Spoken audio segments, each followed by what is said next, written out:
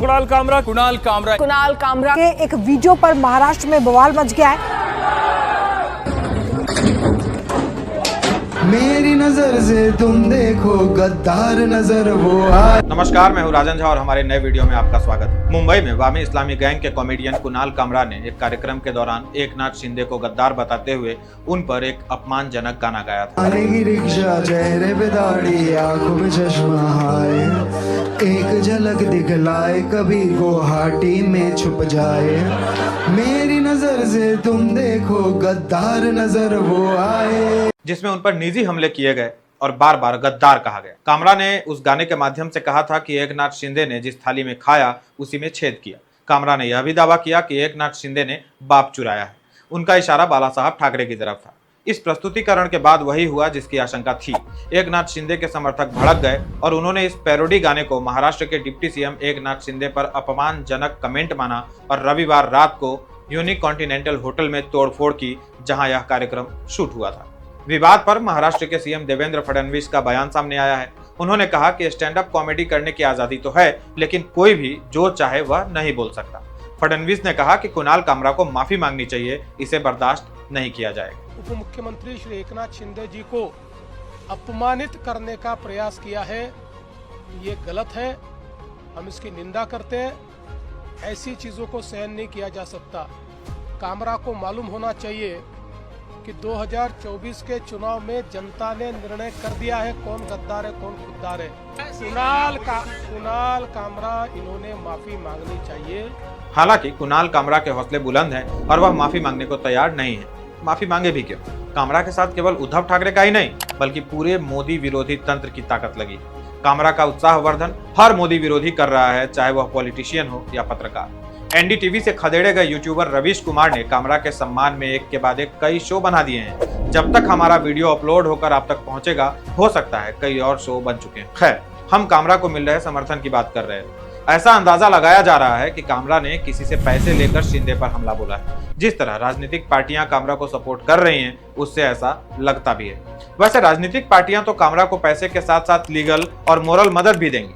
आखिर कामरा ने उनके लिए शहीद होने की पूरी तैयारी जो कर ली। पर ध्यान देने वाली बात यह है कि कॉमेडियन कुणाल कामरा ने जब से पीएम मोदी और एकनाथ शिंदे पर तथाकथित कॉमेडी के नाम पर टिप्पणी की है, उसके बाद से उसे सोशल मीडिया पर जबरदस्त समर्थन मिल रहा है।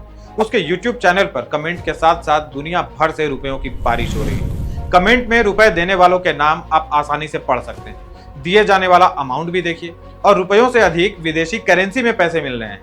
स्वाभाविक है, विदेश में बैठे लोग कुणाल कामरा को आर्थिक मदद पहुंचा रहे हैं। साथ में वामी इस्लामी हिंदू विरोधी तत्व तो हैं ही। मुंबई पुलिस चाहे तो इसकी भी जांच कर सकती है कि आखिर कामरा पर अचानक इतने पैसों की बारिश क्यों हो रही है और ये लोग कौन हैं। उधर सत्ता पक्ष भी चुप बैठने वाली नहीं है। कुणाल कामरा के कॉल रिकॉर्ड और बैंक खातों की जांच की जाएगी। कहां से उनके पास पैसा आया और शिंदे के अपमान से पहले वह किसके संपर्क में था, इसकी भी जांच की जाएगी। महाराष्ट्र के गृह राज्य मंत्री योगेश कदम ने राज्य की विधान परिषद में कुणाल कामरा के लेन देन और उसके बाकी कनेक्शन की जांच होगी, ऐसी जानकारी दी। उन्होंने कुणाल कामरा की इस टिप्पणी के पीछे कौन है, इसकी भी जांच करने को कहा है। मुंबई पुलिस ने कामरा को समन जारी कर दिया है और पुलिस के सामने हाजिर होने के लिए कहा है। हो सकता है कामरा की गिरफ्तारी भी हो जाए, क्योंकि सीएम फडणवीस के बाद एकनाथ शिंदे और दूसरे डिप्टी सीएम अजित पवार भी कामरा के बयान को आपत्तिजनक बतला चुके हैं। मतलब कामरा पर एक्शन को लेकर बीजेपी, शिवसेना और एनसीपी एक मत है। प्रियंका चतुर्वेदी, उद्धव ठाकरे, संजय राउत, सुप्रिया श्रीनेत और इनके साथी पत्रकारों की फौज पूरे प्रकरण पर यह कहकर सरकार की आलोचना कर रही है कि कॉमेडियंस को अभिव्यक्ति की स्वतंत्रता होनी चाहिए और उस पर एफआईआर दर्ज नहीं कराया जाना चाहिए, उनके ऑफिस में तोड़फोड़ नहीं होना चाहिए। इस नीच हरकत के लिए वो लोग कुणाल कामरा की पीठ थपथपा रहे हैं, जिससे कामरा सातवें आसमान पर है। कुछ लोग लालू यादव की मिमिक्री करने वालों से कामरा की तुलना कर रहे हैं। हालांकि यहाँ स्पष्ट होना चाहिए कि मिमिक्री और गाली देना दोनों दो बातें हैं। कॉमेडी करने के बाद यदि आपको बताना पड़े कि आप कॉमेडी कर रहे थे, तो यह काहे की कॉमेडी हुई फिर? यह तो एजेंडा है जो पहली बार नहीं हुआ है। यह आदमी शुरू से ही भाजपा विरोधी रहा है। इसके कंटेंट दक्षिणपंथियों के विरोध ही में मिलेंगे आपको, इसलिए यह कॉमेडियन तो नहीं है। रही बात गद्दार नजर आने की, आप किस आधार पर एक प्रचंड बहुमत से चुने व्यक्ति को गद्दार कह रहे हैं? गद्दार कौन है, इसका निर्णय तो जनता ने कर दिया है चुनाव में। जनता ने बतला दिया कि असल गद्दारी उद्धव ठाकरे ने की थी जनता के साथ। चुनाव लड़े बीजेपी के साथ और चुनाव बाद चले गए कांग्रेस एनसीपी के साथ। यह था जनता के साथ धोखा। उसके बाद लगातार धोखे पर धोखा देते रहे। हिंदूवादी वोट लेकर मुस्लिमों का तुष्टीकरण शुरू हुआ। यह हिंदुओं के साथ धोखा था। इसे शिंदे भांप गए थे। आपके पास तो पिता का नाम है, जीवन कट जाएगा, परंतु शिंदे जमीनी नेता हैं। उनको दोबारा जाना होगा जनता के दरबार में, और यह बात वो जानते थे। इसलिए उन्होंने अपने पार्टी के सिद्धांत से, विचारधारा से समझौता नहीं किया, और इस पर जनता ने उनको सिराखों पर बैठा लिया। कुणाल कामरा, सुनो, यदि तुम्हारे पास एंटी इंडिया और एंटी हिंदू ताकतों का समर्थन है तो पीएम मोदी को और एकनाथ शिंदे समेत उनके सभी सहयोगियों के पास 100 करोड़ से भी अधिक जनता की ताकत है। All the best.